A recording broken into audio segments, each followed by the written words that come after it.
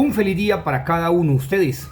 Hoy estamos en el sábado de la 25ª semana del tiempo ordinario, celebrando una memoria obligatoria de San Jerónimo, gran doctor de la iglesia y pues se podría decir que el padre de la traducción de las Sagradas Escrituras, del hebreo, arameo, griego al latín, a la lengua vulgar. Por eso sobre el Concilio de Trento, creo que en 1541, si mal no recuerdo, fue proclamado como dogma de fe, la única Sagrada Escritura que puede dar veracidad por los textos, por digamos la hermosura, a pesar de que es bastante difícil de leer, pero digamos por el contenido sintáctico y al mismo tiempo por la acción etimológica que trata con rigurosidad de tener los textos originales traducidos al latín, a la lengua vulgar, al que llama Vulgata Latina.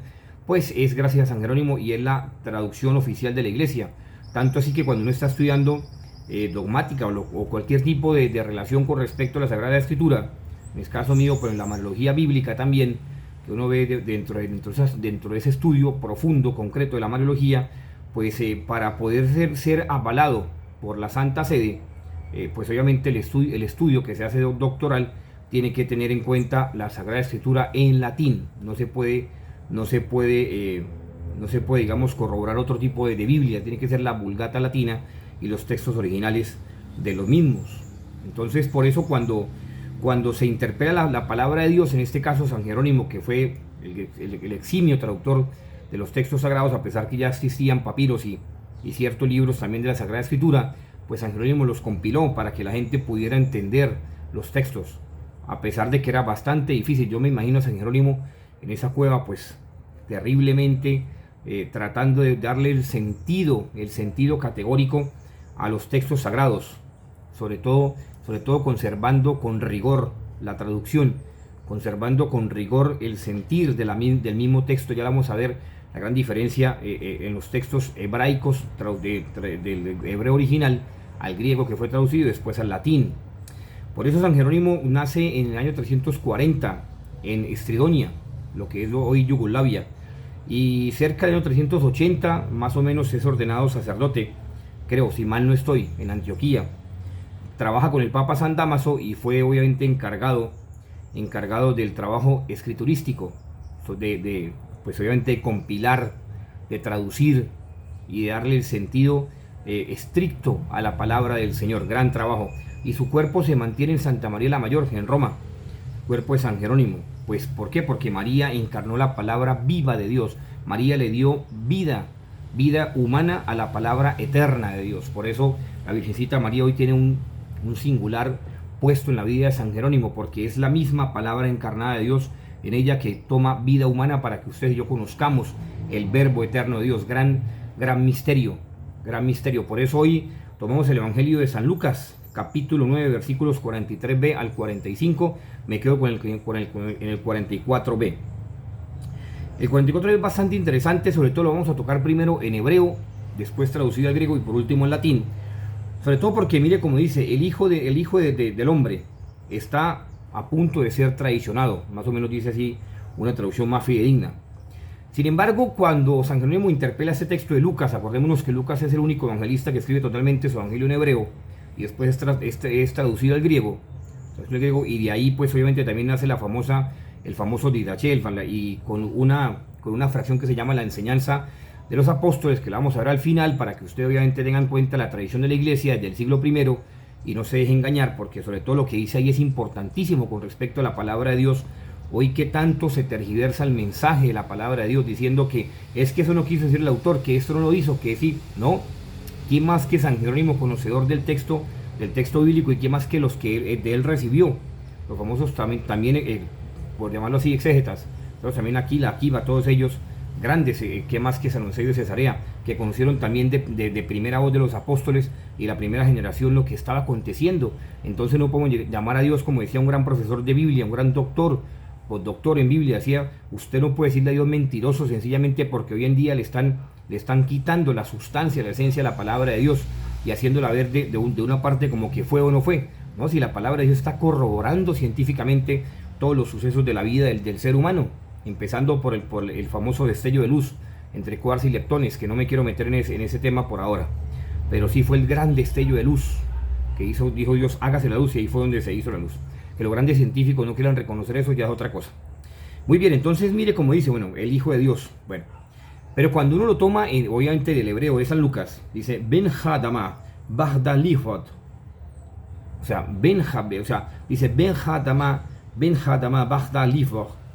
Ese es hebreo, es un hebreo antiquísimo desde el siglo I. Y uno dice, pero entonces, ¿cómo hago yo para traducirlo? ¿Cómo hago yo para hacerme entender lo que está diciendo aquí Lucas? Ben Hadama Bagda Lifot. O sea, ¿cómo hace uno para hacerse entender? Entonces, San Jerónimo en su ardua tarea, a pesar de que recibió los papiros también del griego y el hebreo de San Lucas, pues entonces la versión griega, que obviamente traduce el texto de San Lucas, pues dice de esta forma: Ogargios, sous anthropos meleis, podidas taiaiseis, heiras, anthropos. Palabra de Dios, gloria a ti, Señor Jesús. Y cuando entonces se acerca a la veracidad, y San Jerónimo toma el texto y lo traduce de forma paralela al latín, pues más o menos encontramos de esta forma, de esta manera: Filius enim hominis, futurum est us traductur in manus hominum. Palabra del Señor, gloria a ti, Señor Jesús. Así lo traduce San Jerónimo al latín para que la gente lo pueda entender. Pero la complejidad está en cuanto a que traducir de manera fidedigna esos textos, pues está, digamos, como que de cierta manera acercando un verbo hebreo, una acción verbal hebraica, que prácticamente se hace una transición entre no solamente traicionar, sino que sencillamente ese famoso Bagdad Lifot no solamente es traicionar, es también ser, digamos, partícipe con el diablo. O sea, dimensiones, no solamente es traicionar. Ese verbo hebraico original quiere decir ser partícipe con el diablo. O sea, estar en contra de la santidad, es decir, estar en la propia oscuridad. Por eso lo traiciona. Por eso dice, el Hijo del Hombre va a ser traicionado. Es decir, el que lo traiciona y los que lo traicionan hacen parte de la oscuridad. O sea, hacen parte del diablo, es decir, están en concordancia con el diablo. Entonces, imagínense nada más, dimensiones que para San Jerónimo poder colocar eso, pues tenía que colocar un paralelismo entre decir, bueno, voy a colocar eso de cierta manera que suene algo más, digamos, reiterativo con respecto al texto, para que entonces la gente pueda llegar a comprender un poco mejor, no tan largo el texto. Entonces coloca traicionar. Pero en realidad el objeto de fondo, ese verbo hebraico, Bagdad Lifot, quiere decir estar en concordancia con el diablo, hacer parte de la oscuridad. Y por eso entonces nace y sale obviamente la famosa Didache, en su digamos como segunda estructura, que se llama la enseñanza de los apóstoles. Y hay un escrito que digamos, los grandes eruditos de estos temas de, obviamente, investigaciones exegéticas de estos textos, se llama sección disciplinar de la Didache. Y obviamente pues aparece digamos de cierta forma lo que dice esta en el segundo, que ellos han tratado de mirar en el segundo versículo, por llamarlo así: si el que enseña tergiversa y expone otra doctrina para destruir, no lo escuchéis. O sea, imagínense, desde ese entonces, desde el siglo I, más o menos año 135, siglo II más o menos, o un poco antes, porque se recibió un poco antes, porque no se tiene datación exacta, se dice que más o menos después de los apóstoles, pues se llama enseñanza de los apóstoles, que fue haciendo una transición y se dio por escrito más o menos sobre el siglo 70, el año 70, pero como tal la estructura fue definida sobre el 135 y 138, según los grandes eruditos. Entonces, cuando uno toma este texto original, que está en griego, y dice de la siguiente manera: Ean, seus autos, didahos, estrafeis, didagenalos, didageis, eithins, tous, cataloesei. Entonces está digamos, haciendo un acercamiento no solamente que no lo escuchéis, sino lo peligroso que es quedarse en la escucha de la maldad y de la perversidad y de la falacia, que no tiene nada que ver con Cristo, con el mensaje revelado con Cristo. Por eso entonces hoy en la fiesta de San Jerónimo pidámosle a él que así como él Él, digamos, luchó también con diferentes herejías que estaban obviamente de su tiempo, y que también eso también le valió como el doctor de la iglesia, por lo digo como el doctor de la iglesia. Entonces preguntémonos, ustedes y yo, ¿hoy estamos con el diablo o estamos con Jesús? ¿Estamos haciendo parte de esa oscuridad del diablo que nos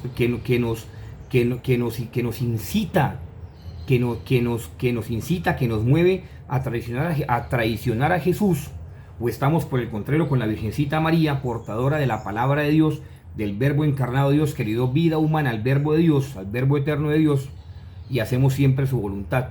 Y ella nos anima, nos insiste, nos motiva a que siempre hagamos a Dios, a que siempre, vivamos conforme a la voluntad de Dios. Hay que preguntarnos entonces eso. ¿Estamos con esos traidores que son movidos por el diablo, que hacen parte de la oscuridad para traicionar a Jesús? ¿O estamos con la Virgencita María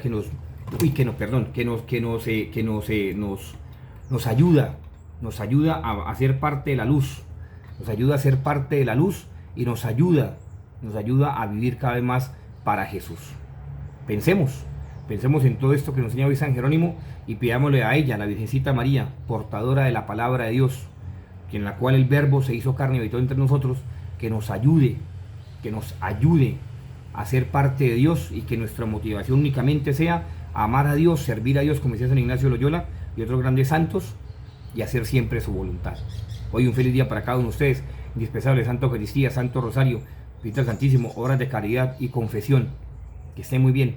María, Reina de la Paz, ruega por nosotros. San José, terror de los demonios, ruega por nosotros.